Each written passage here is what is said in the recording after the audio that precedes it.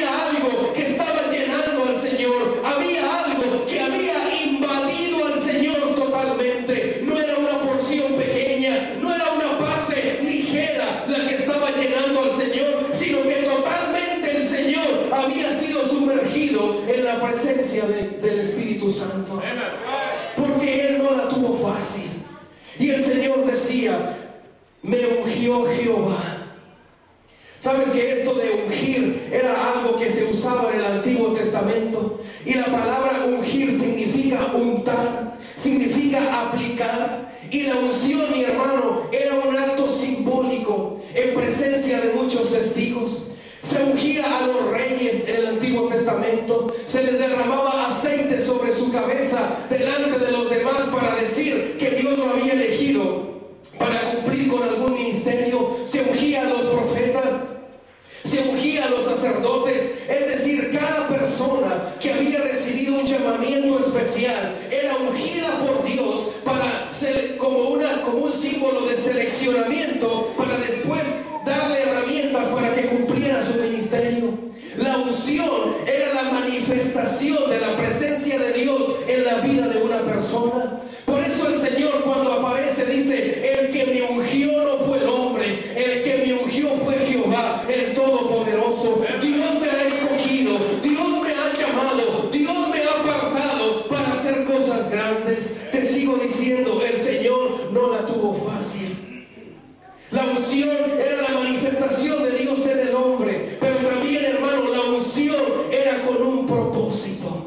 La unción no era solamente por derramarse en alguien. Dios, todo lo que hace tiene propósito para hacerlo. ¿Alguien puede decir amén? Dios no hace nada por hacerlo. El Señor nos dice en el Evangelio: nadie prende una lámpara y la coloca debajo de una mesa.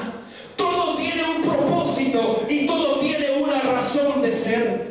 La lucha que el Señor Jesús iba a tener era una lucha grande, era una lucha intensa, y necesitaba la unción de Dios para todo. Déjame decirte, Dios es un Dios de propósitos. Y el hecho de que tú y yo estemos aquí es porque Dios tiene un propósito. El hecho de que tú y yo todavía no nos han cafeteado ni nos están llorando en la funeraria es porque Dios tiene un propósito.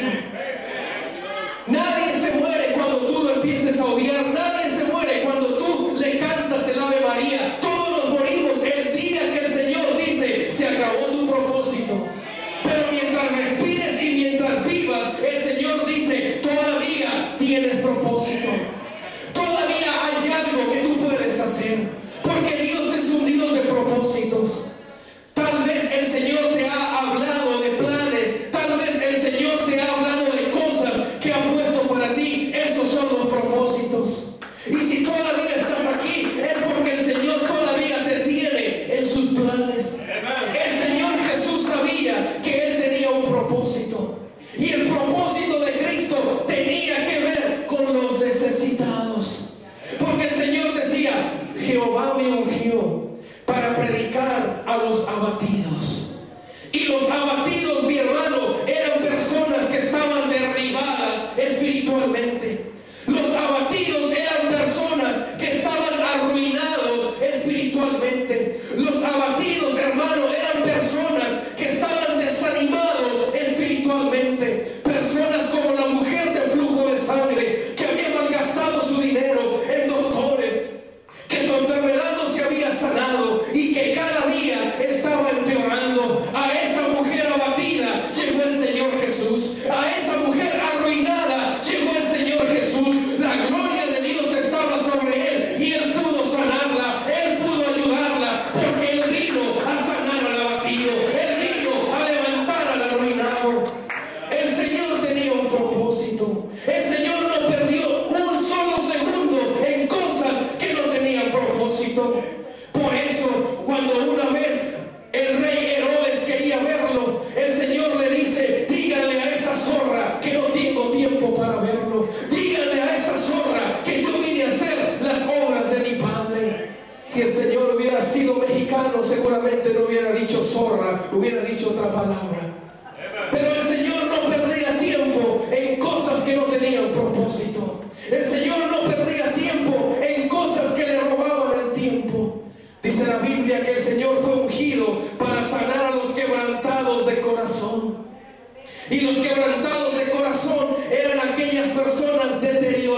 en su alma. Eran personas debilitadas, personas como Bartimeo, que no podían ver, que estaban limitados, que necesitaban de los demás, que mendigaban porque no tenían manera de ganarse la vida. A esas personas, en quebranto de corazón, vino el poder del Señor, vino la luz del Señor, y Bartimeo recibió la vista, y Bartimeo fue sanado en su vida. Dice la Biblia que el Señor fue ungido para abrir la cárcel a los que estaban presos.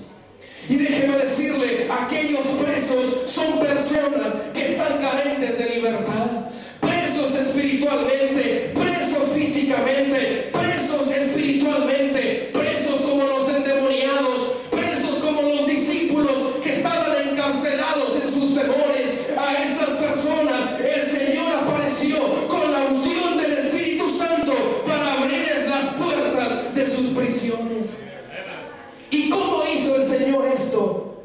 El Señor, la única manera que pudo cumplir su propósito fue de una manera práctica y sencilla.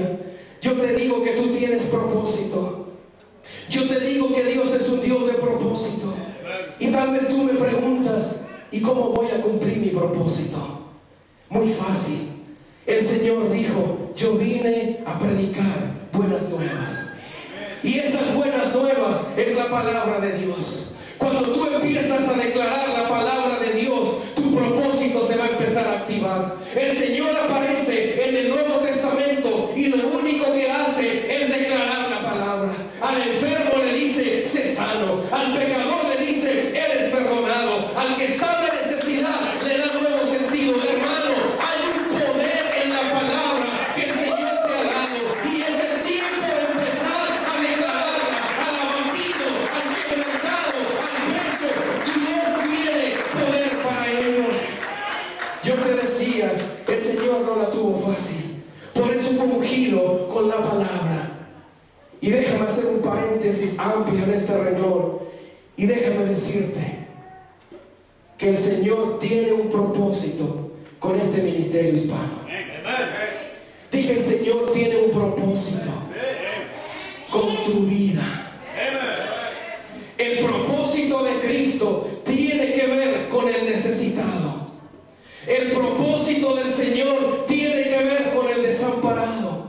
Y el Señor nos ha unido como en una unidad. El Señor nos ha unido como un ministerio, no solamente para ver lo guapo que somos, no solamente para ver lo agradable que somos, sino que el Señor nos ha unido porque hay un propósito que Él quiere cumplir con el resto del mundo.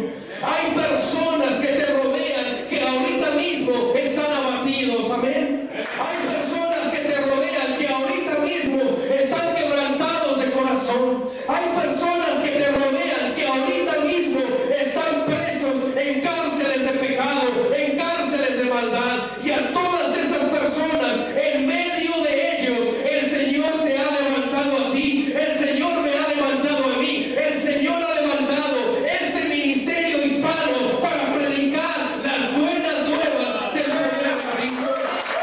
Es por eso, ay, gloria al Señor. El propósito del Señor no es enriquecer a nadie. El propósito del Señor no es darle fama a nadie. El propósito del Señor es que el nombre de Cristo sea exaltado, porque Dios no comparte su gloria con nadie. Estos 4 años, iglesia, el Señor nos ha bendecido, pero a veces vemos la gloria, pero no conocemos la historia. Empezamos en un cuarto lleno de sillas con 8 personas, mi suegra, mi esposa, mis niñas y algunos hermanos más. Y el Señor desde el primer día nos habló de cosas grandes. Y aunque empezamos en un cuartito, el Señor en ese primer día ya me había mostrado este santuario. Y cuando lo declaré nadie me creyó. Pero déjeme decirle, el Señor tiene un propósito. Y debemos comprender que el Señor nos ha unido como un equipo para exaltar su nombre.